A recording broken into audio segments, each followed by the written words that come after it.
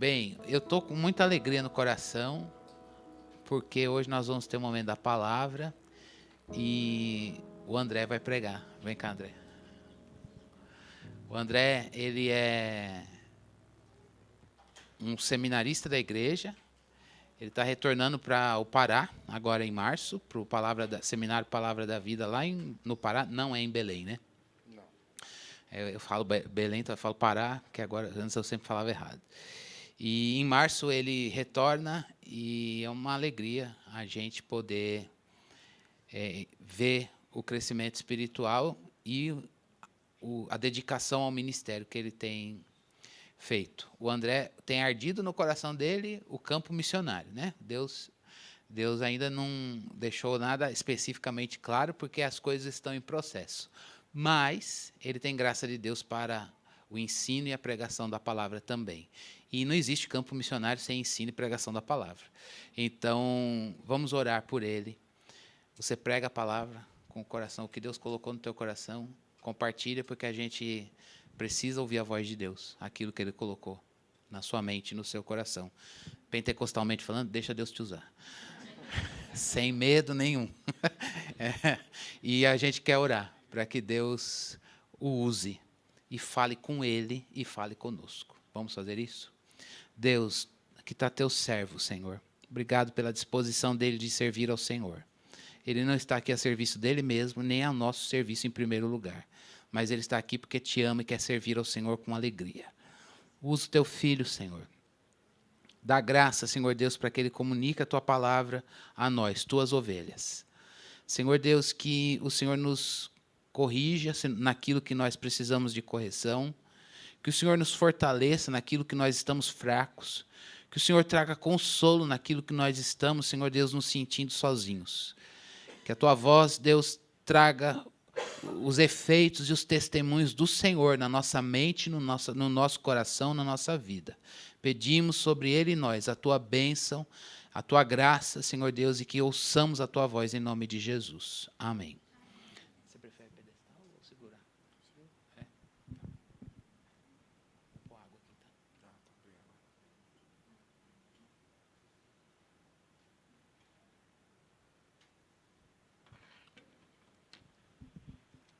Bom dia, gente. Tudo bem? Primeira vez que eu prego aqui, então sempre tem aquele nervosismo básico, né? Queria agradecer a oportunidade que o Cris me deu de pregar hoje. Queria agradecer a vocês por todo o apoio que vocês têm me dado, pelo apoio que vocês vão me dar ao longo desse ano. E queria começar, né, a pregação com uma oração. Então, vamos orar. Pai querido, Senhor, muito obrigado pela oportunidade que o Senhor me deu, muito obrigado por essa igreja, Senhor, pelos irmãos. Pai, que a sua mensagem entre no coração de todos nós, Pai, que não seja eu, mas seja o Senhor, Pai, e trabalhe o coração de todos nós, Pai, não só hoje, mas ao longo de nossas vidas. Em nome de Jesus é que eu oro. Amém. Bem, irmãos, estava conversando com o Cris, né, sobre temas da pregação de hoje, e ele disse o seguinte, que, né, o tema da nossa igreja esse ano é Cristo em nós. E eu achei interessante, porque é algo que Deus tem falado comigo desde o segundo semestre do ano passado, algo muito parecido. E a mensagem que eu vou ler, ela é a mensagem de onde vem esse lema Cristo em nós. E eu gostaria de falar um pouco sobre um aspecto mais prático. Eu não vou entrar em teorias, né, a teologia diz aquilo. Eu quero falar assim, como seria o viver do Cristo em nós. Mas não assim, o que a gente tem que fazer ou não deve fazer. Mas eu queria focar um pouco assim, o que está por trás disso? Como andam as nossas motivações, a nossa fé, que faz com que nós vivamos a Cristo em nossas vidas. Então, o trecho que a gente vai ler hoje é 1 Colossenses, versículo 25 a 27.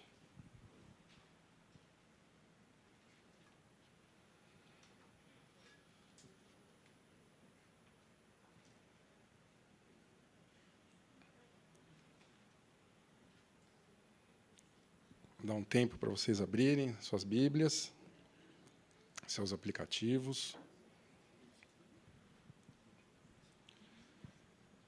Antes de ler a palavra, eu queria falar um pouco sobre o contexto que ocorria na igreja de Colosso. Naquela época, a igreja sofreu uma grande ameaça que levava as pessoas a dois caminhos. Se a gente lê a carta aos Colossenses, a gente vê que eram pessoas que aceitaram a Cristo, que eram pessoas que tinham um coração, que queriam ter uma relação maior com Deus, mas eles passaram a seguir caminhos que fugiam à palavra. Um desses caminhos era uma religiosidade exterior, que remontava às práticas judaicas, ou seja, descanso aos sábados, regras com relação a alimentos, como se isso tivesse algum valor para eles terem uma comunhão maior com Deus. Outra questão que essa igreja sofria era uma invasão de todo aquele conhecimento místico, gnóstico, que pairava na época, onde as pessoas, por meio de um conhecimento dito assim secreto, misterioso, elas teriam experiências místicas que fizessem com que elas tivessem uma salvação maior, uma iluminação maior. A gente vê que essa igreja, apesar deles realmente quererem ter mais um relacionamento com Deus, eles seguiram caminhos errados. O grande mistério que eles deviam seguir não era esse conhecimento que não levava a nada, era Cristo. Onde estava, talvez, a motivação e a fé deles para realmente crer nessa verdade? E, com base nisso, dentro desse contexto, o trecho que a gente vai ler, Paulo ele está explicando sobre o ministério dele para a igreja. E, quando ele explica isso, ele fala, eu quero assim, eu tenho um ministério de apresentar a palavra de Deus. E, dentro dessa palavra, era incumbência dele apresentar o maior mistério de todos. Então, agora eu vou ler a palavra. Não vou colocar a Bíblia aqui, que tenho medo que esse negócio caia. Infelizmente, eu comecei a usar óculos, então, sem o óculos, eu tenho que ler assim de longe. Vamos lá. Está aberto errado aqui. Colossenses 1, versículo 25 a 27.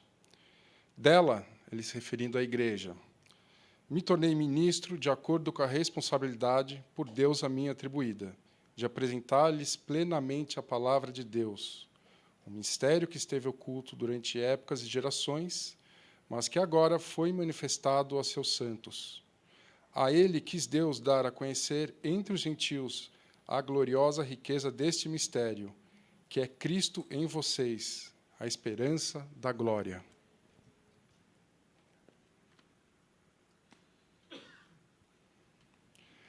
Um texto muito bonito, né, irmãos? Cristo em nós.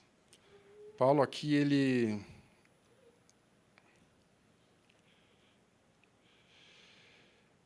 está falando, meu ministério é esse, é apresentar a palavra de Deus, e dentro dessa palavra tem um grande mistério, que é o mistério mais rico, glorioso e poderoso que podemos ter, que é Cristo em nós. Agora, legal, né? O que é isso? Gente, Cristo em nós é a nova vida que Cristo dá para a gente. Nós éramos mortos em nossos delitos e pecados, nós vivíamos uma vida onde éramos inimigos de Deus, centrados em nós mesmos, e Cristo nos salvou dessa vida. Ele nos deu uma nova vida, com novas prioridades, um novo coração, onde ele deve centrar-se em Cristo. Muito teórico, né? Mas começa por aí, gente. Isso é Cristo em nós, é uma nova identidade como filhos de Deus. Colossenses 2,11 afirma que Cristo nos circuncidou, mas não por mãos humanas, mas sim pelo despojar do corpo da carne. Nós não somos mais aquelas pessoas que éramos antes de aceitar a Cristo, irmãos. Nós somos nova pessoa, um novo coração, onde o nosso eu, o nosso ego, deve centrar-se em Cristo. Isso é Cristo em nós. Irmãos, Cristo em nós é termos comunhão com Deus. Nós podemos nos apresentar ao trono do Pai, mediante Cristo. Cristo vive em nós por meio do Espírito Santo. A gente ouve isso muitas vezes em nossas vidas, na nossa vida cristã, não é? Parece que muitas vezes é algo que até é tabelado, né? Ah, Cristo em nós, Espírito Santo está em nós. Mas será que a gente realmente crê piamente nisso? Irmãos, agora indo por uma parte mais prática, queria dizer, nosso conhecimento de Deus, ele deve refletir em prática. Conhecer a Deus cada vez mais significa viver a Deus cada vez mais. É isso que é o verdadeiro conhecimento. Se a gente sabe da palavra, medita na palavra, e pelo menos nosso coração não arde por mudança, irmãos, é um conhecimento que não leva a nada. Porque Deus quer a gente. Ele não quer que a gente apenas saiba mais dele. Ele quer que a gente saiba e responda a isso. Eu não estou querendo dizer aqui que depende de nós, pois é Deus quem faz toda a obra. Mas Ele quer que a gente coopere com Ele. Ele não vai fazer tudo sozinho. Por quê? Porque Ele quer que a gente ande nessa caminhada com Ele. E o que é esse viver? Né? Muitos de vocês já sabem. Desculpa, mas o negócio aqui está mudando. Tá ótimo. Muitos de vocês já sabem, mas vamos relembrar um pouco. Se a gente for para Colossenses 3, Paulo ele dá mais ou menos uma ideia do que seria esse caminhar com Cristo, que seria Cristo em nós. E aí que eu quero entrar um pouco nessa questão da motivação e da fé.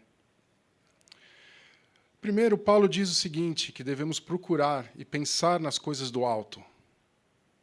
Legal. Procuramos e pensamos as coisas do alto nas nossas mais diversas situações de nossas vidas.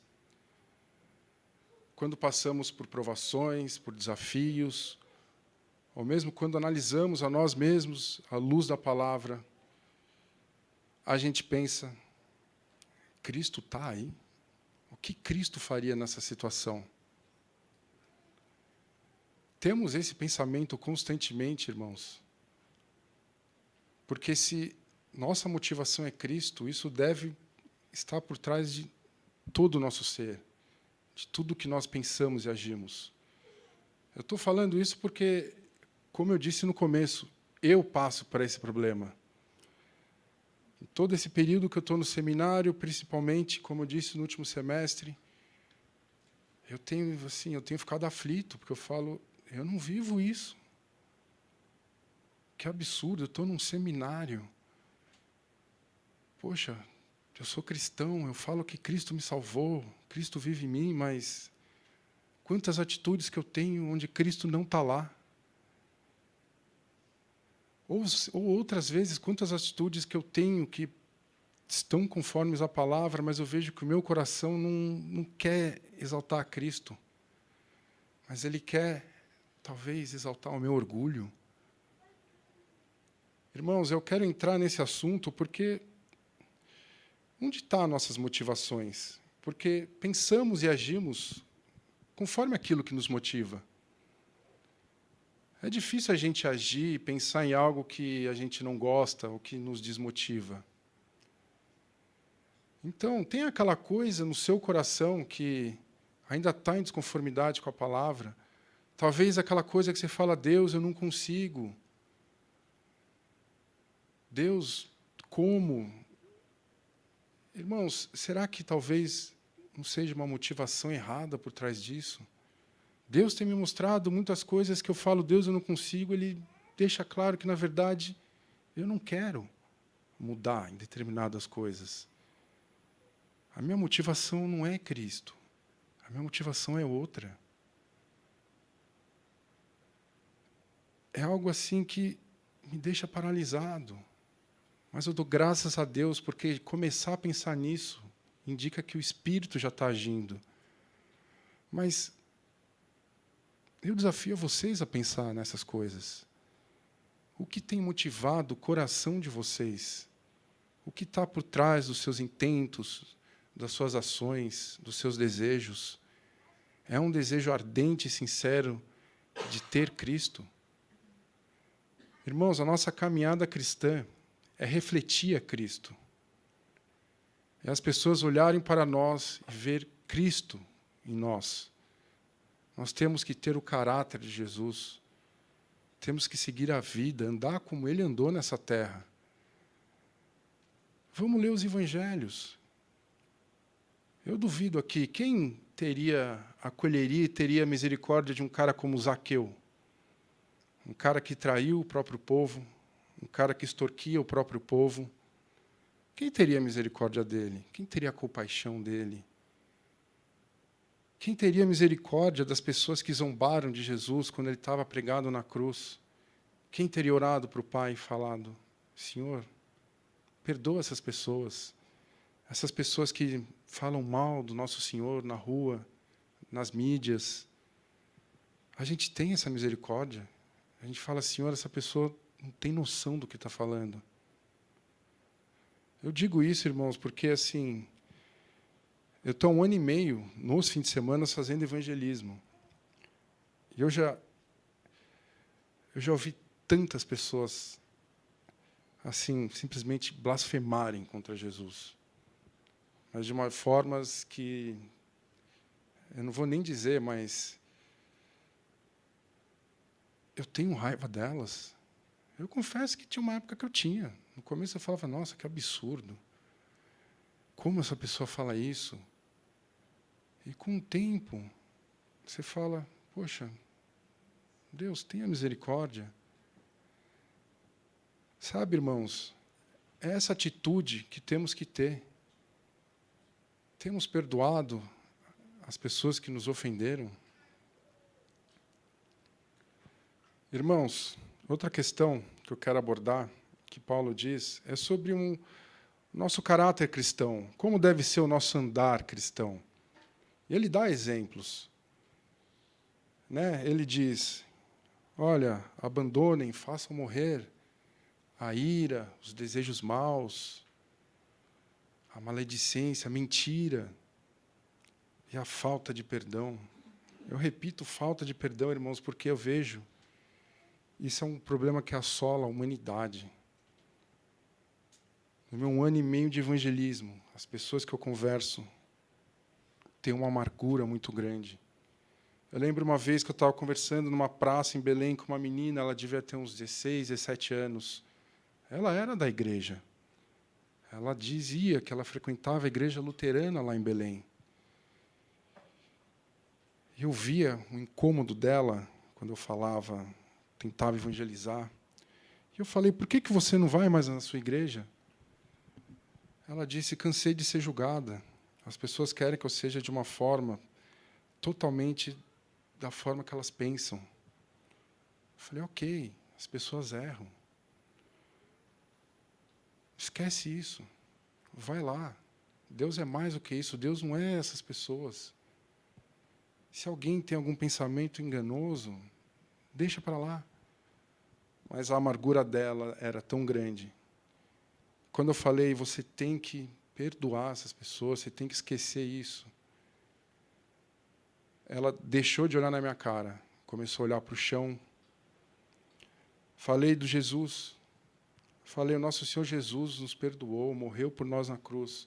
Essa menina começou a tremer de uma forma que eu lembro até hoje dessa cena. Olhou para mim com uma cara feia. Falou, não quero mais ouvir isso, e foi embora. Irmãos, olha o que a falta de perdão faz. Afastou ela da igreja e fez ela ter raiva do nosso Senhor. Temos combatido isso em nossas vidas? Temos combatido outras questões, outros temas que talvez você saiba que você tem que trabalhar.